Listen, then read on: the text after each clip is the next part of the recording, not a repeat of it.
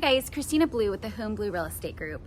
Routine maintenance on your home will actually help you save in the long run. So I want to give you guys my top 3 things that I have inspected on a regular basis. So number 1 is the sewer line. You should have your sewer line inspected at least once a year. So that's a plumber coming out and snaking the drains, going through, making sure, checking on root intrusion, checking on the state of the actual sewer line going all the way out to the street. So that way you can be ahead of the game if there's any problems or anything coming up.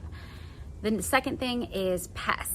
So you should at least have your house sprayed on the outside perimeter for pests, termites, any type of bugs, insects, at least once a quarter. I personally do it once a month, but you can do it at least once a quarter.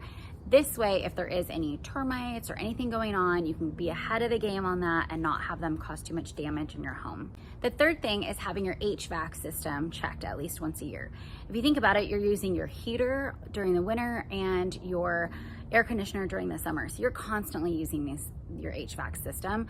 So it's a really good idea to have it checked at least once a year. I choose the springtime because the AC is what we're using a little bit more than I would say the heater out here in Southern California. So I choose to have our HVAC system checked every spring.